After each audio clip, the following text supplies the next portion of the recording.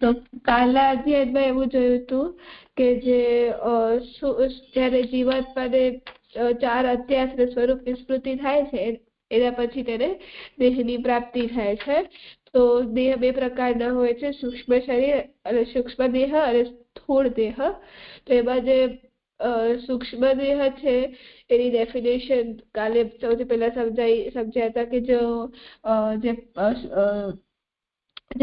5 તન્માત્રાઓ તથા અંતઃકરણ ઇન્દ્રિયોથી સૂક્ષ્મ દેહ ઘડાયેલો છે, અને જે સ્થૂળ ઇન્દ્રિયો અંદર રહેલી જે શક્તિઓ છે તેને સૂક્ષ્મ ઇન્દ્રિયો સૂક્ષ્મ શરીર કહેવામાં આવે છે. તો જે સૂક્ષ્મ દેહના અંદર શું હોય છે, તો એના અંદર હોય છે 5 કર્મેન્દ્રિય, 5 જ્ઞાનેન્દ્રિય, પછી 5 તન્માત્રાઓ, અંતઃકરણ અને પ્રાણ. એનાથી સૂક્ષ્મ દેહ બને છે. અને અને જે સૂક્ષ્મ દેહ છે તે જયારે સ્થૂળ દેહનો નાશ થાય છે ત્યારે સૂક્ષ્મ દેહનો નાશ થતો નથી. અને સૂક્ષ્મ દેહ અને સ્થૂળ દેહને સમજવા માટે આપણે હાર્ડવેર અને સોફ્ટવેરનું એક્ઝામ્પલ આપ્યું હતું કે સોફ્ટવેર છે તે હાર્ડવેરને ચલાવવા માટેની શક્તિ છે. એવી જ રીતે જે સૂક્ષ્મ દેહ છે તે સ્થૂળ દેહને ચલાવવા માટેની શક્તિ છે. તો જે 10 ઇન્દ્રિયો છે, 5 જ્ઞાનેન્દ્રિય, 5 કર્મેન્દ્રિય, એના બધાથી દેહ બને છે. તો સ્થૂળ ઇન્દ્રિયોના અંદર રહેલી શક્તિઓ તેને સૂક્ષ્મ ઇન્દ્રિય કહેવાય છે. સ્થૂળ દેહના નાશથી સૂક્ષ્મ દેહનું નાશ થતું નથી. સ્થૂળ દેહમાં પંચમહાભૂત તેજ બદલાવ છે. બાકી સ્થૂળ દેહમાં પછી આપણે જોઈએ છીએ તો તે બહારની જે શરીર જેને આપણે જોઈ શકીએ છીએ. તો સ્થૂળ દેહમાં એક તો જે સ્થૂળ ઇન્દ્રિય છે તે અને એક પંચમહાભૂત, આ 2 વસ્તુ અલગ છે. બાકી જે વસ્તુ સૂક્ષ્મ દેહમાં કઈ છે તે જ સ્થૂળ દેહમાં પણ જણાવવામાં આવી છે. તો અને પછી સૂક્ષ્મ ઇન્દ્રિય પછી જોયું હતું કે જે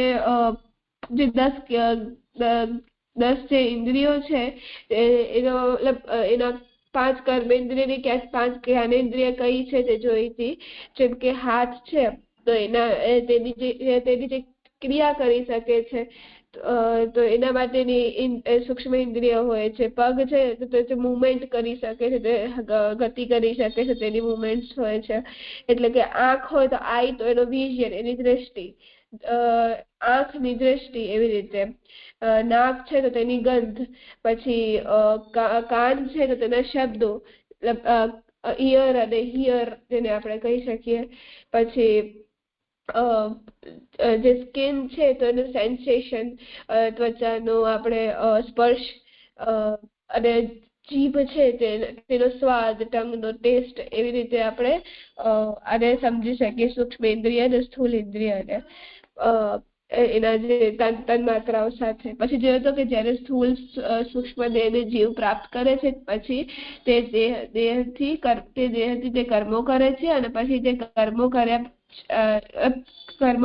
જયારે તે કર્મો કરે છે તો તેનો કોઈ ને કોઈ ફળ તેને મળે છે. તે સારું એટલે કે પુણ્ય પણ થઈ શકે છે, અને ખરાબ કર્મ એટલે પાપ પણ થઈ શકે છે. અને જે પણ મળે તો તે પાપ અને પુણ્યને ભોગવવા માટે તેને ફરી જન્મ લેવા પડે છે. તો જો કોઈ જીવાત્માને ભગવાને દૈવી જીવ તરીકે વરણ કર્યો હોય તો તેના પર પ્રભુ કૃપા થાય છે અને તેને સત્સંગ પ્રાપ્ત થાય છે. અને જયારે તેને સત્સંગ પ્રાપ્ત થાય છે તો અહીંયા આપેલી 5 પંચપર્વા વિદ્યાનું તેને પરિચય થાય છે. તે પંચપર્વા વિદ્યા છે વૈરાગ્ય, સાંખ્ય, યોગ, તપ, ભક્તિ. તો સૌથી પહેલા વૈરાગ્ય એટલે કે આગળ પણ વૈરાગ્ય આવ્યું હતું. 5 જે 6 ગુણ હતા એનામાં જે આનંદના અંદર, તો વૈરાગ્યનો મતલબ થાય છે કે આપણું જે આસક્તિ છે, અહંતા મમતા જે લાગી જાય છે એ ઓછી થઈ જાવી, અભાવ લાગવો, આપણે બધામાંથી નીરસ થઈ જઈએ એવું. પછી સાંખ્ય છે. સાંખ્ય એટલે કે જે આપણને આત્માનો ને અનિત્ય અને અનિત્યનું આપણને ભેદ સમજાય, એનું જ્ઞાન મળે ને આપણે ત્યાગ કરીએ, સંન્યાસ લઈએ. તો જે બાહ્ય સંન્યાસ થયું, પછી યોગ એટલે આપણે આપણા મનના જે ચિત્તને આપણે ત્યાગ કર્યા પછી પરમાત્માનું ચિંતન કરીએ. અને તે પછી તપ એટલે તપ કરીએ અને પછી એના પછી અગર તે મર્યાદા જીવ હોય તો તેને મોક્ષ મળે, અને પુષ્ટિ જીવ હોય તો તેને પ્રભુ પ્રાપ્તિ થાય. એટલે પુષ્ટિ ભક્તને મોક્ષની કામના ન હોય તો પ્રભુ પ્રાપ્તિ થાય. તો એવી રીતે 5 એને વિદ્યા પ્રાપ્ત થાય. તો આ જે આખી જીવ બ્રહ્મમાંથી વિચરણ એનો થયો ત્યારથી કરીને જીવાત્માની મુક્તિ સુધીનો આખો સર્કલ છે, એવું સમજાયું હતું. હા, સરસ. ઠીક છે, બરોબર. આગળ મને પ્રશ્ન હતો કે અહીંયા વૈરાગ્યમાં અભાવ કે છે, અભાવ રાખવો જોઈએ બધા વિષયોમાંથી. અહીંયા આપણે જોયું તો પેલા કે નૈયાયિકો અભાવને કમ્પ્લીટ એબ્સન્સ માની રહ્યા છે, તો આપણે અહીંયા કમ્પ્લીટ એબ્સન્સ તરીકે માનવું જોઈએ કે બીજી તરીકે આપણે અહીંયા માનવું જોઈએ અભાવને?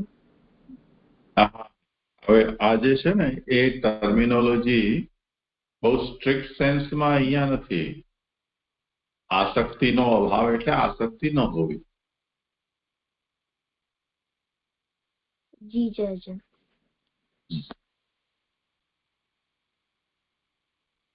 તો કમ્પ્લીટ એબ્સન્સ હોય તો સારી જ વાત છે. ઘર, પરિવાર, ધન સંપત્તિ આ બધા સાંસારિક વિષયો છે, એમાં એટેચમેન્ટ ન હોવું.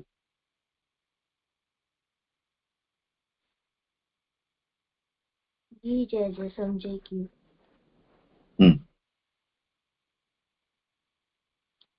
કર ભક્તિ આવે. જી જી જી. જીવાત્માઓની 3 અવસ્થાઓ અવિદ્યા અને વિદ્યાના ઉપર જણાવેલ 5 પર્વોને કારણે જીવાત્માઓ 3 અવસ્થામાંથી પસાર થાય છે. શુદ્ધ, બદ્ધ એટલે સંસારી અને મુક્ત. અશુદ્ધ એટલે બ્રહ્મમાંથી અંશરૂપ આવિર્ભાવ થયા પછી આનંદાંશના નિરોધાથી લઈને જ્યાં સુધી અવિદ્યાનો સંબંધ થતો નથી ત્યાં સુધીની અવસ્થાને જીવની શુદ્ધ અવસ્થા કહેવામાં આવે છે. બદ્ધ અવિદ્યાનો સંબંધ થવાથી જીવ જન્મ મરણ ચક્રમાં બંધાય છે. આથી આ અવસ્થાને જીવની બદ્ધ અવસ્થા કે સંસારી અવસ્થા કહેવામાં આવે છે. આ અવસ્થામાં જીવ ત્યાં સુધી રહે છે કે જ્યાં સુધી તે પંચપર્વા વિદ્યાને પ્રાપ્ત કરી નથી લેતો. મુક્ત એટલે કે પંચપર્વા વિદ્યાની પ્રાપ્તિ પછી જીવને જન્મ મરણના ચક્રમાંથી મુક્તિ મળી જાય છે. આથી જીવની આ અવસ્થાને મુક્ત અવસ્થા કહેવાય છે. તો આપણે જયારે જે આનંદાંશનો તિરોભાવ જયારે જીવનો આનંદાંશનો તિરોભાવ જયારે જીવમાં થયો તો ત્યારે આ વાત સમજાવી હતી કે જીવની 3 અવસ્થા હોય છે. એક શુદ્ધ અવસ્થા, જ્યારે તે જીવ સચ્ચિદાનંદ એટલે કહેવામાં આવે છે, તો એને જીવની શુદ્ધ અવસ્થા કહેવામાં આવે છે. જ્યારે તે ચિદંશ હોય છે, પછી જયારે તેને આ જે અધ્યાસ ને બધું લાગે છે તો તે બધા અવસ્થામાં આવી જાય છે. અધ્યાસ લાગે છે પછી તેને દેહ પ્રાપ્ત થાય છે, તો તેના પર આપણે બધી લેયર્સ આવી જાય છે, બધી દેહની ને સૂક્ષ્મ દેહની. તો આવી રીતે તેને પંચપર્વા અવિદ્યા તેને અવિદ્યા લાગે છે. પછી તે પંચપર્વા વિદ્યાને પ્રાપ્ત કરે છે ત્યારે તેને મુક્તિ મળે છે, તો તે મુક્ત અવસ્થા પર આવે છે, એવું સમજાયું.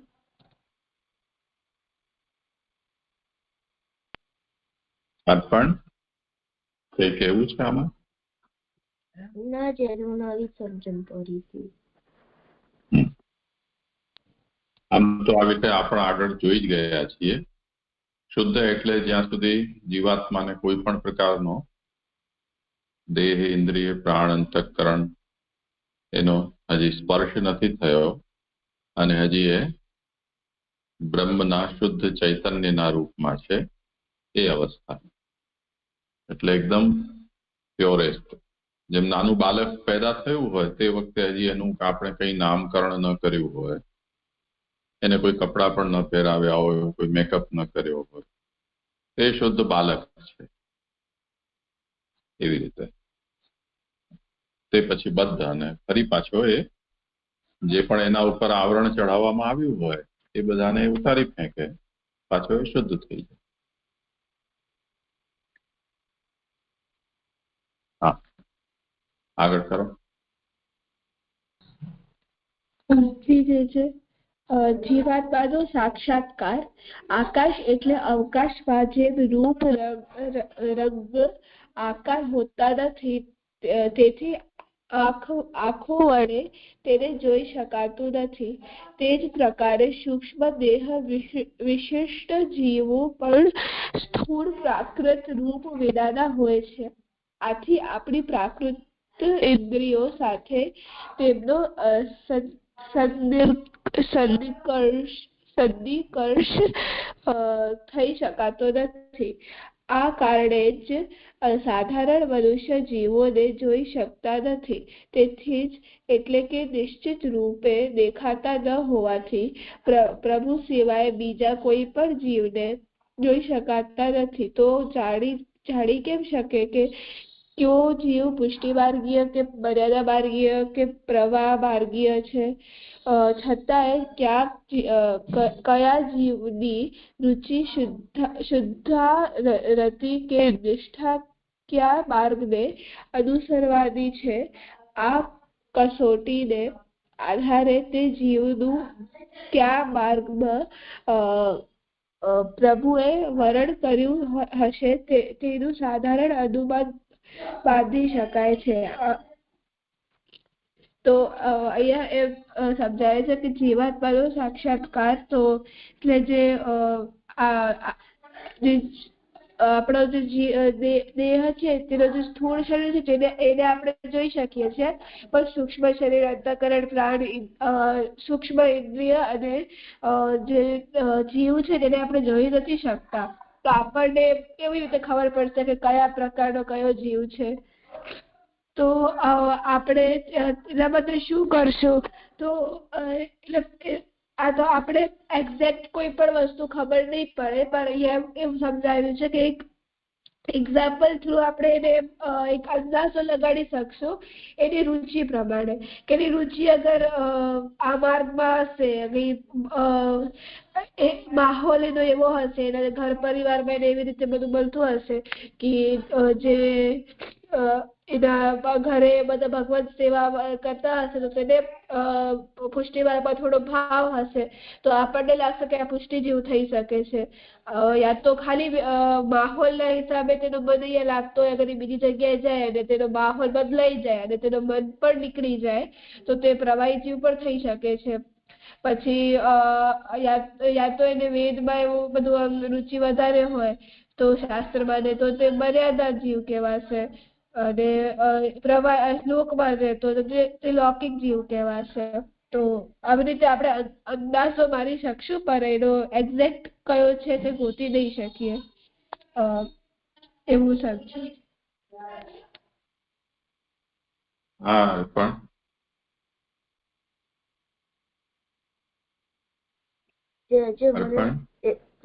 મને એવું કહેવું હતું કે આપણે પહેલા કીધેલું હતું કે જીવાત્માનું સાક્ષાત્કાર નથી થતું સાધારણ મનુષ્યથી, એટલે એને શાસ્ત્રથી જ્ઞાન થઈ શકે છે કે એને જો ભગવાન ઈચ્છા હોય તો એ જીવાત્માનો સાક્ષાત્કાર કરી શકે છે. એવું કેવું તું ખરેખર.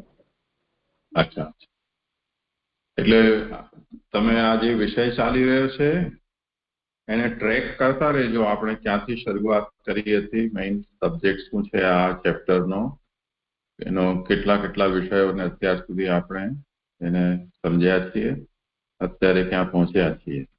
નહીં તો પછી લિંક ખોવાઈ જશે. એટલે જે પ્રપંચ વિવેકમાં આપણે જગતનું સ્વરૂપ સમજ્યા અને એના રિલેટેડ બીજા બધા વિષયોને આપણે જોયા. તે પછીથી આપણે જીવને ઉપર ગયા અને એમાં જીવનો આવિર્ભાવ કેવી રીતે થયો, બ્રહ્મમાંથી એનું વિચરણ કેવી રીતે થયું, પછી જીવાત્મા એ બ્રહ્મનો અંશ છે તો એ કઈ રીતે અંશ છે તો એનું માપ શું છે, ડાયમેન્શન તો અણુરૂપ છે. જીવાત્મા અને જગત એ બંને બ્રહ્મથી અભિન્ન છે. પછી અભિન્ન છે બ્રહ્મ સાથે ભેદ સહિષ્ણુ અભેદ છે, એને તાદાત્મ્ય કહેવાય છે. એના પછી વિચરિત જે જીવાત્મા છે એમાં બ્રહ્મનો આનંદાંશનો તિરોધાન થાય છે.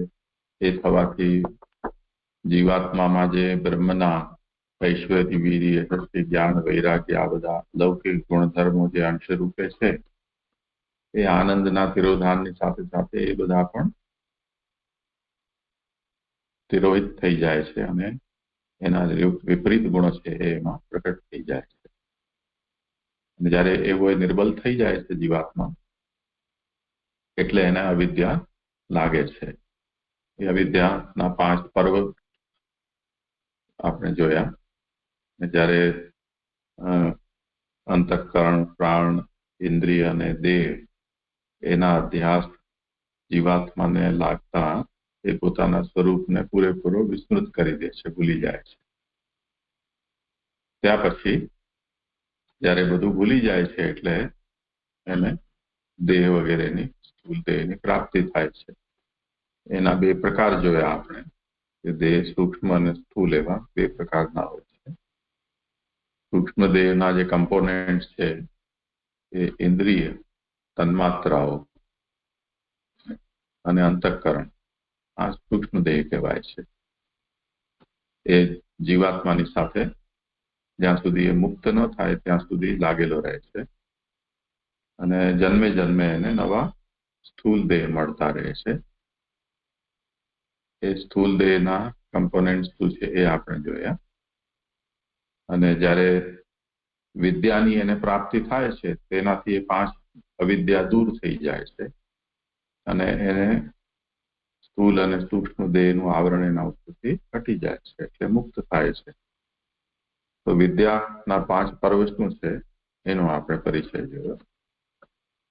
તે પછી હવે આટલું થયા પછી હવે આપણે જીવની અવસ્થાઓને સમજ્યા છીએ કે જ્યાં સુધી એને સ્થૂલ સૂક્ષ્મ શરીરનો સંબંધ થયો નથી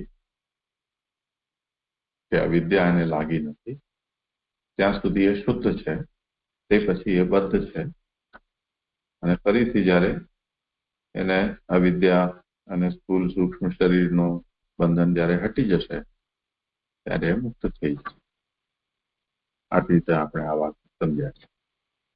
તેના પછી અત્યારનો જે મુદ્દો છે એ સાક્ષાત્કારનો છે. કેમ કે જેમાં આપણે સૂક્ષ્મ શરીરને વિષયમાં આપણે જોયું હતું કે એ શક્તિરૂપ છે અને સ્થૂળ શરીરમાં એ રહે છે.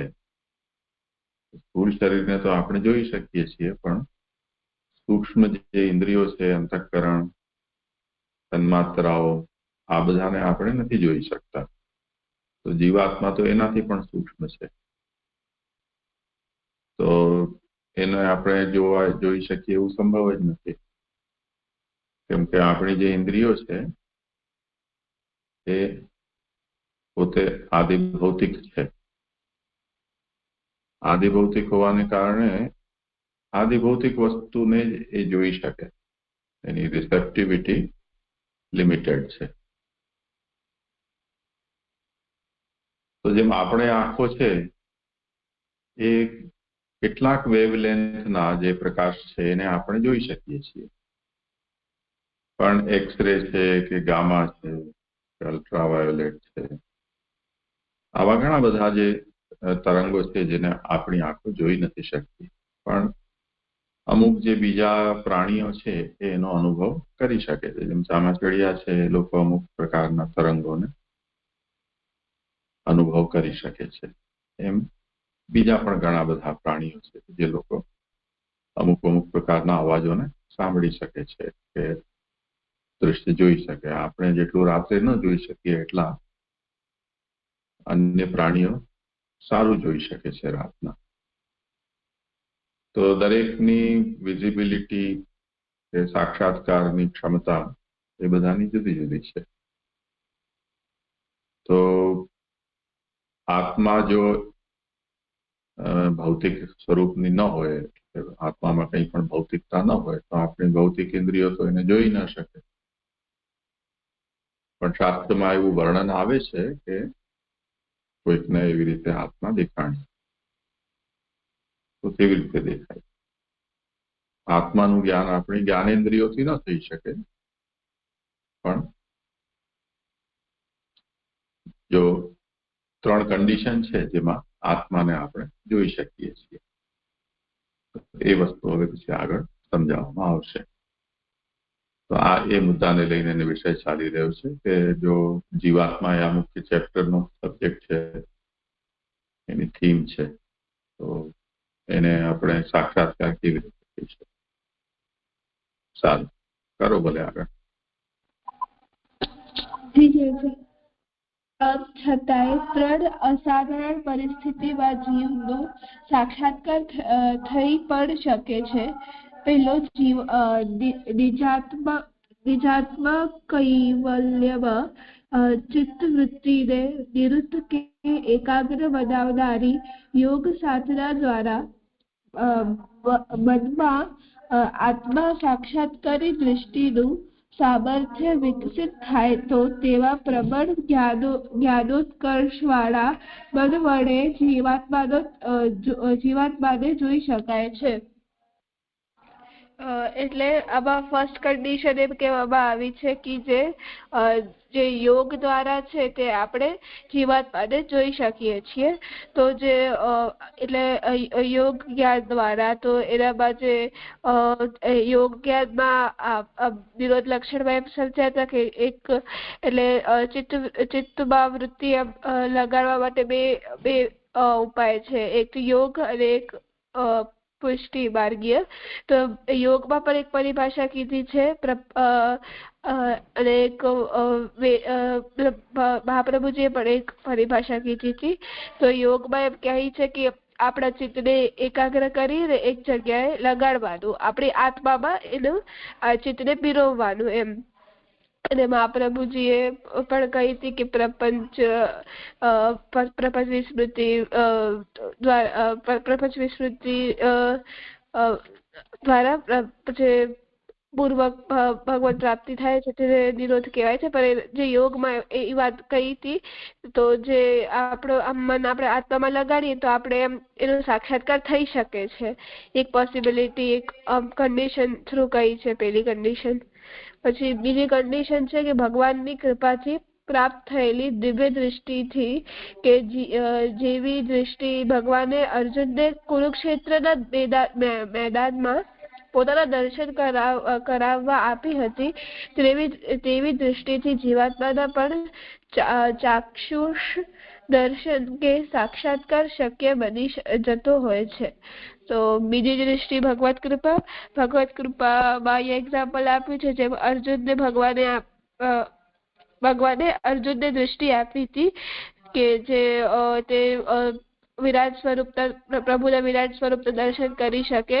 એવી રીતે પ્રભુ કૃપા કરે તો આપણને જીવાત્માને ઇન્દ્રિયોને દેખાડે તો તે જીવાત્માને જોઈ શકે છે. અને ત્રીજી કન્ડિશન છે કે જ્ઞાન માર્ગીય સાધનો વડે જેની દૃષ્ટિ બ્રહ્મ જ્ઞાનાત્મક બની ગઈ હોય તેવી બ્રહ્મ જ્ઞાન સભર દૃષ્ટિ જીવાત્માને પણ જોઈ શકાય છે. અને ક્યારેક અપવાદ રૂપે ભગવાન એવી ઈચ્છા કરે છે કે મનુષ્ય નિજ કે પર આત્માને જુએ, ત્યારે પણ આત્માનું ચાક્ષુષ દર્શન શક્ય બનતું હોય છે. જેમ શિશુપાલનો ભગવાને વધ કર્યો ત્યારે દિવ્ય તેજ પુંજરૂપ જીવ શિશુપાલના દેહમાંથી નીકળીને ભગવાન શ્રી કૃષ્ણમાં સમાઈ જતો પ્રત્યેક સભાસદોએ જોયો હતો. જીવાત્માનો સાક્ષાત્કાર દેવતાઓ પણ કરી શકે છે. એ ત્રીજી કન્ડિશનમાં એમ કહ્યું કે એક જીવાત્મા એ ત્રીજી કન્ડિશનમાં પણ 3 રીતે સમજાવ્યું કે જે જ્ઞાન માર્ગીઓ છે તે બ્રહ્મ જ્ઞાન એમને થઈ જતું હોય છે તો જે ઈ લોકોમાં સામર્થ્ય છે કે તે આત્માને જોઈ શકે છે. પછી જે યા તો ભગવાન ઈચ્છે અને બધાને આત્મા દેખાય તો એ રીતે થઈ શકે છે, જેમ શિશુપાલના કેસમાં એવું બતાવ્યું વાર્તામાં. અને પછી ત્રીજો એવું કહ્યું કે દેવતાઓ પણ જોઈ શકે છે, એવું સમજાયું. ઠીક છે. 3 પરિસ્થિતિ છે. એક તો યોગ સાધનાથી મનથી આત્મદર્શન થઈ શકે, આત્મ સાક્ષાત્કાર થઈ શકે. કેમ કે યોગ સાધનાની પદ્ધતિ એ છે કે ઇન્દ્રિયો જે બહારના વિષયો જુએ છે એને ત્યાંથી વારી લેવાની અને પોતાના ભીતર જોવાનો અભ્યાસ કરવાનો. એટલે આંખો બહારના રૂપને જુએ એની જગ્યાએ ત્યાંથી જોતું બંધ કરીને આંખ પોતાને જુએ. નાક બીજાને સૂંઘે એની જગ્યાએ નાક પોતાને સૂંઘે. એવી રીતે પહેલા વખતે એ રીતે કરવું, એને પ્રત્યાહાર કહેવાય છે. અને તે પછી એને ઓર ભીતર લઈ જવાનું, એટલે એ પોતે આત્માને પણ અનુભવ કરતો થઈ જાય. તો એ મનથી થાય છે, કેમ કે ભીતર તો જોઈ શકાય નહીં કે સાંભળી ન શકાય. તો ભીતર જે છે એ મનનું જ કામ છે, મનથી એ થઈ જાય. બીજું છે એ દિવ્ય દૃષ્ટિ ભગવાન કોઈને આપે તો એનાથી જેમ ભગવત દર્શન થઈ શકે તેવી રીતે આત્માના પણ આંખોથી દર્શન થઈ શકે. બીજો જે પ્રકાર છે એમાં આંખોની પણ એવી શક્તિ આવી શકે, ભગવાન આપી શકે કે જેનાથી આત્મા દેખાય. અને પછી ત્રીજો પ્રકાર એ છે કે જેને બ્રહ્મ જ્ઞાન સિદ્ધ થઈ ગયું હોય એટલે બધું જ કંઈક બ્રહ્માત્મક બ્રહ્મ સ્વરૂપ એ જોતો અનુભવ તો થઈ જાય, તો પછી આત્માને પણ જોઈ શકે. અને જો ભગવાન એવી ઈચ્છા કરે કે બધા લોકો કોઈ આત્માને જુએ તો જેમ શિશુપાલ નો શિરચ્છેદ ભગવાને કર્યો ત્યારે ભરી સભામાં શિશુપાલના દેહમાંથી તેજ પુંજ ભગવાનમાં સમાઈ ગયું એવું બધા સભાસદોએ આંખોથી જોયું. તો આ એક્સેપ્શનલ કન્ડિશન છે. આ રીતે આત્મ સાક્ષાત્કાર થઈ શકાય. બાકી સામાન્ય મનુષ્યથી આપણી પ્રાકૃત ઇન્દ્રિયો છે એનાથી આત્માનો સાક્ષાત્કાર થઈ નથી શકતો. આમાં કઈ પૂછવું કરવું છે? કઈ ના છે, સમજી ગયું. ના છે. અહીંયા વિરામ.